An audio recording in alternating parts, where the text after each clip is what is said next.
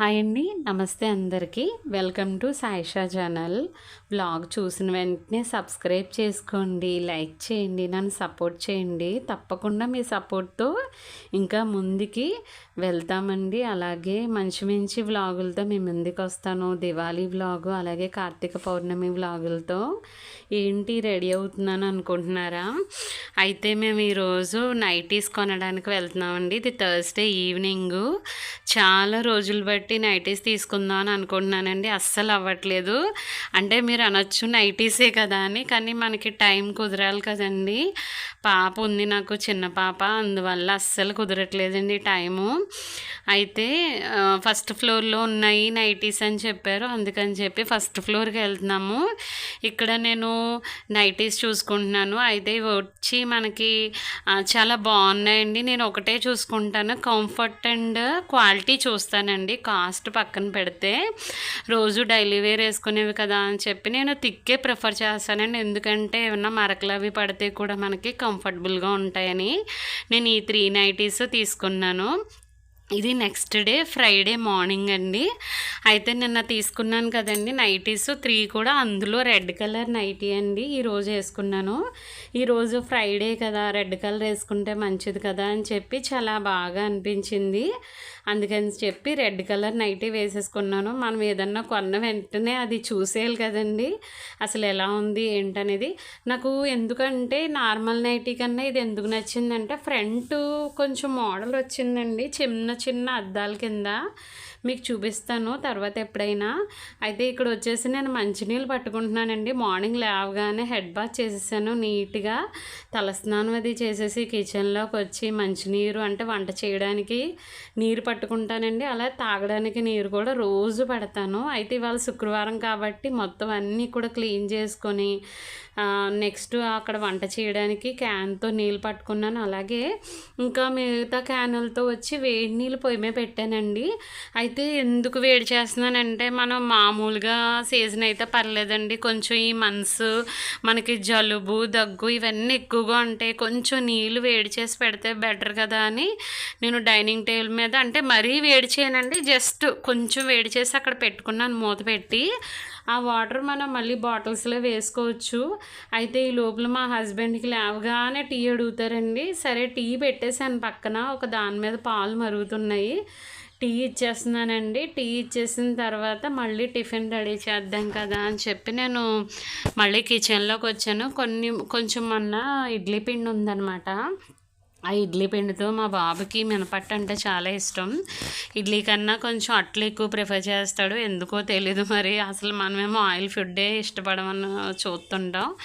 అయితే మినపట్టు వేయమన్నాడు కదా అని చెప్పి ఒక పక్కన మినపట్టు వేసానండి.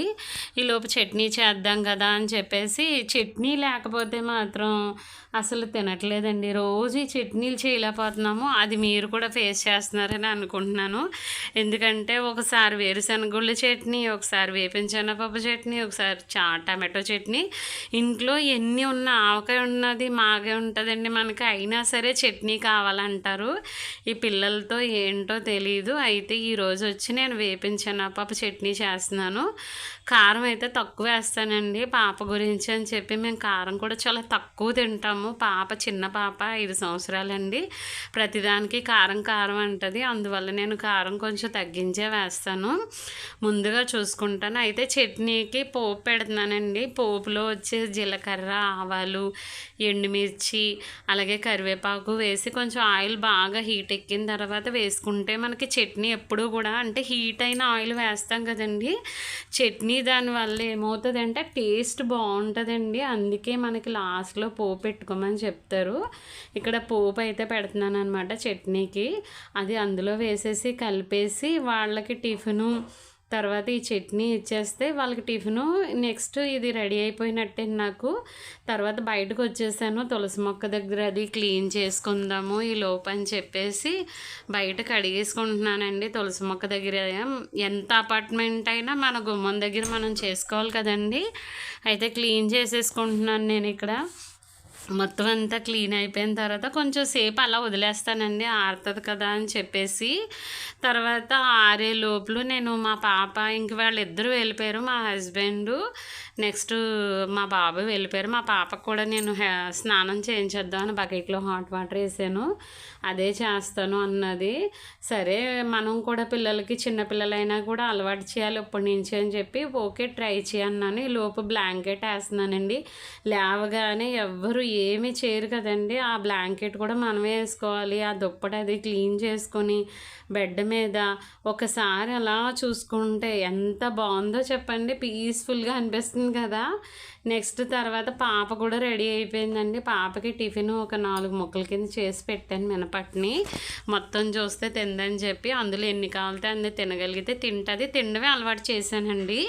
ఎందుకంటే మనం పెట్టే కన్నా పిల్లలకి కొంచెం కొంచెంగా నేర్పించాలి. తర్వాత పాలు ఇచ్చేసానండి. పాలు కూడా తాగేస్తుంది. రోజు పాలు ఇస్తాను. పాలల్లో నేను బార్న్విటా కానీ బూస్ట్ కానీ అలాంటి ఏం కలపనండి. ఎందుకంటే చిన్నపిల్లలకి కఫం ఎక్కువ పట్టేస్తుంది. స్కూల్కి దింపేస్తున్నాను. దింపేసి వచ్చి సరే నాకు కావాల్సినవి మార్కెట్కి వెళ్ళానండి. ఈ ప్రమిద తులసి మొక్క దగ్గర కోసం తీసుకుంటున్నాను. చాలా బాగుంది. ఎందుకు తీసుకున్నానో చెప్తాను. అయితే కొబ్బరికాయ, అరటిపళ్ళు ఇవన్నీ కూడా తెచ్చుకున్నానండి. చాలా రోజుల నుంచి ఐశ్వర్య దీపం పెట్టాలని అనుకుంటున్నాను, కానీ కుదరట్లేదండి. అయితే ఇక్కడ ఐశ్వర్య దీపం నాకు కొత్త, ఇదే ఫస్ట్ టైము. చాలా రోజులు బట్టి అనుకుంటున్నాను. ఇక్కడ మనకి ఏంటంటే సాల్ట్ అంటే ఉప్పు అనేది కల్లుప్పుతోనే పెట్టమంటారు. ఉప్పులో వచ్చేసి మనకి నెగిటివ్ ఎనర్జీని లాక్కునే గుణం ఎక్కువగా ఉంటుందండి.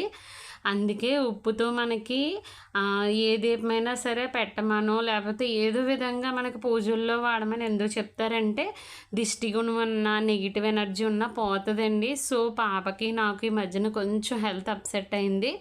సరే ఆ రకంగా అండ్ ఫైనాన్షియల్గా ఇంకా ఇంట్లో అన్ని రకాలుగా మనకి ఎలా ఆలోచించినా ఉప్పు అంటేనే లక్ష్మీదేవి అండి. ఈరోజే నేను ఉప్పు కూడా కొనుక్కొని వచ్చుకున్నాను మార్కెట్ నుంచి. అలాగే ఈ ప్రమిద వచ్చేసి ఉప్పు వేయడానికని పైన ఇంకో ప్రమిద పెడదామని అలాగే దానికి పసుపు అంతా రాసేసానండి. బొట్లు కూడా పెట్టేసుకున్నాను. ఆ ప్రమిదలో వచ్చేసి ఉప్పు వేసుకుంటున్నాను. కల్లుప్పు వేస్తున్నానండి. కల్లుప్పులో మళ్ళీ కొంచెం ఆ మధ్యలో వచ్చేసి పసుపు అలాగే కొంచెం కుంకుమ వేసి దాని మధ్యలో మళ్ళీ ఇంకో ప్రమిద పెట్టాలి కదండి. ఆ ప్రమిదలో ఒత్తి వేసి దాంట్లో ఆయిల్ వేసుకుంటున్నాను.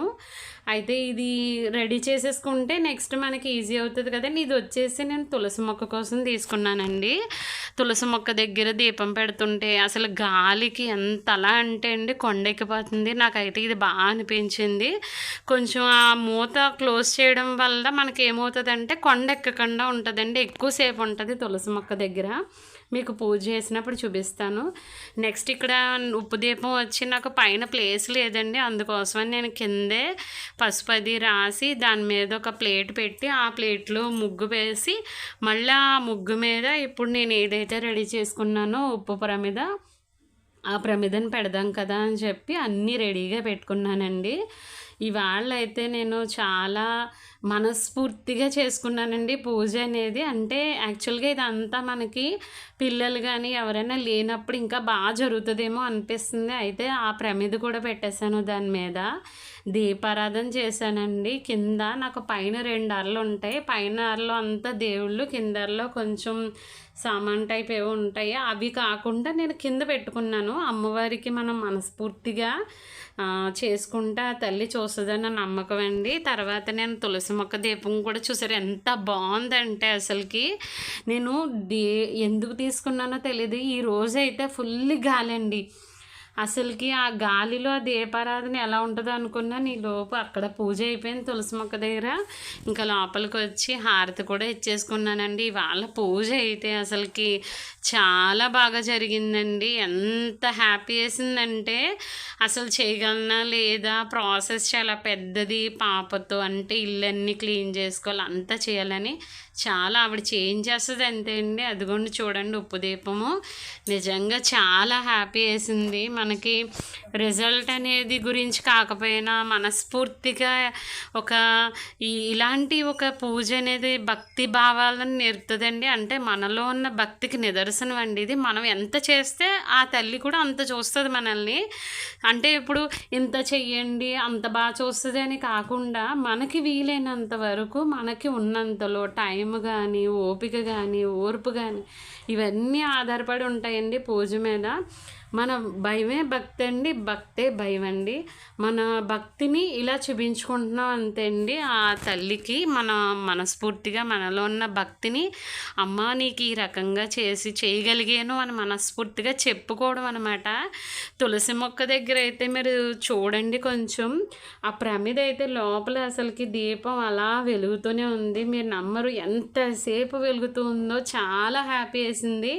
నా పూజ అయితే చాలా హ్యాపీగా కంప్లీట్ అయింది. ఇంకా త్వరగా ఫుడ్ రెడీ చేయాలి మధ్యాహ్నానికి. మళ్ళీ పాపని నేను 12:30కి తీసుకొని వచ్చేయాలండి. అందుకోసం అని చెప్పి నేను ఈజీగా వెజిటేబుల్ బిర్యానీ చేసేద్దాం కదా అని చెప్పి కుక్కర్లో అండి, చాలా ఈజీగా ఉంటుంది. రైస్ నానబెట్టేసుకున్నాను పక్కన. ఆ రైస్కి తగ్గట్టుగా మసాలా దినుసులు, అలాగే నెక్స్ట్ ఉల్లిపాయ, పచ్చిమిర్చి ఇవన్నీ ఫ్రై అయిన తర్వాత మనం కొంచెం మసాలా పేస్ట్ నూరుకోవాలండి. అల్లం, వెల్లుల్లి, ఒకే ఒక్క ఉల్లిపాయ, ఒకే ఒక్క నెక్స్ట్ టమాటో, కొంచెం కొబ్బరి వేస్తానండి నేను. కొబ్బరి కూడా బాగా పేస్ట్ చేసేసుకున్నాక ఈ పేస్ట్ను కూడా కుక్కర్లో వేసేసి ఇప్పుడు ఫ్రై అయిన ఆనియన్స్ అన్నీ, తర్వాత పేస్ట్ కూడా బాగా ఫ్రై అయిన తర్వాత మనం కట్ చేసి పెట్టుకున్నటువంటి వెజిటేబుల్స్ అన్నీ కూడా వేసేసి అవి కూడా బాగా ఫ్రై అయిన తర్వాత నెక్స్ట్ మనం చూపిస్తున్నట్టుగా పెరుగు వేసుకోవాలండి. పెరుగు వేసుకుంటే చాలా బాగుంటుంది టేస్ట్. ఆ తర్వాత కారం, ఉప్పు, పసుపు అన్నీ రెడీగా చూసుకొని సరిపోయినాయా లేవా అని చెప్పి నానబెట్టుకున్న బియ్యం కలుపుకుంటే మనకి వెజిటేబుల్ బిర్యానీ సింపుల్గా అయిపోద్దండి. అలాగే నేను ఉల్లి చట్నీ కూడా రెడీ చేసాను. ఇవాళ మా లంచ్ వచ్చేసి వెజిటేబుల్ బిర్యానీ అండి. సింపుల్గా రైతాతో ఫినిష్ చేస్తున్నాను. నేను మీషో నుంచి కొన్ని ఆర్డర్ పెట్టుకున్నానండి. నెక్స్ట్ టైం చూపిస్తాను ఈ బాక్సులు వెజిటేబుల్స్ పెట్టుకోవడానికి.